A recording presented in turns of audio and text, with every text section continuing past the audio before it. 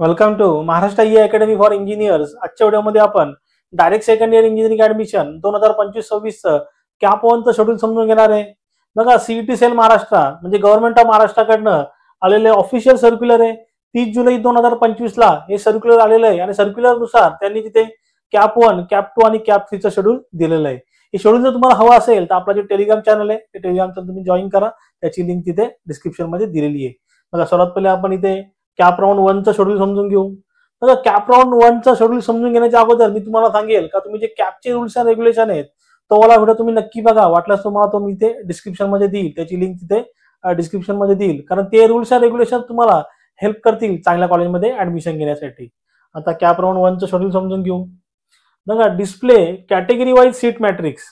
बघा, 29 जुलैला म्हणजे तुमचं इथं फायनल मेरिट लिस्ट डिस्प्ले झालेली आहे। त्यानंतर display category wise seat matrix म्हणजे 31 जुलै 2025 ला category wise seat matrix display होईल। म्हणजे कुठल्या कॉलेजमध्ये कॅटेगरी वाईज किती सीट्स अवेलेबल आहेत ते तिथे डिस्प्ले होतील। म्हणजे ओपन साठी किती आहेत, SC ST साठी किती आहेत, ओबीसी साठी किती आहेत, बरोबर, हे सगळं तिथे डिस्प्ले होईल। ते तुम्ही चेक करा, त्यानुसार तुम्हाला तिथे ऑप्शन फॉर्म तुम्हाला तिथे फिलअप करायचा आहे। Online submission and confirmation of option form. बघा, तुम्हाला ऑनलाईन तो फॉर्म फिलअप करायचा आहे। त्याची जी डेट आहे 1/8/2025 ते 3/8/2025 पर्यंत आहे। फॉर्म फिलअप केल्यानंतर कन्फर्म केल्यानंतर डिस्प्ले प्रोव्हिजनल अलॉटमेंट, तुमची ते अलॉटमेंट म्हणजे कुठल्या कॉलेजमध्ये तुमचा इथं सीट नंबर लागलेला आहे, नंबर तुमचा लागलेला आहे ते तुम्हाला समजेल 5/8/2025 ला। त्यानंतर ऍक्सेप्टिंग ऑफर सीट, जसं मी तुम्हाला सांगितलं का कॅपचे रूल्स अँड रेग्युलेशन तुम्हाला हेल्प करतील चांगल्या कॉलेजमध्ये ऍडमिशन घेण्यासाठी।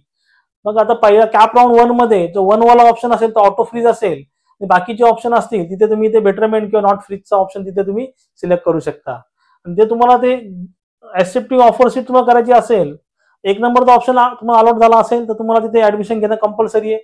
बाकी जर तुम्हाला ऑप्शन अलॉट झाले असेल तुम्ही नॉट फ्रीज किंवा बेटरमेंट करू शकता। पण त्या कॉलेजमध्ये तुम्हाला ऍडमिशन घ्यायचं असेल तुम्ही सेल्फ फ्रीज सुद्धा तिथे करू शकता। तो जो पिरियड आहे 6/8/2025 ते 8/8/2025। बघा, सीट ऑफर केली, सीट ऍक्सेप्ट केल्यानंतर तुम्हाला ते अलॉटेड इन्स्टिट्यूटला व्हिजिट करायची आणि तुमचं ऍडमिशन तिथे कन्फर्म करायचं आहे। तो जो पिरियड आहे 6/8/2025 ते 8/8/2025। बघा, अशा प्रकारे कॅप 1चं शेड्यूल आहे। याच्यामध्ये काही डाऊट असेल तुम्ही जरूर मला कमेंटमध्ये विचारू शकता। थँक्यू।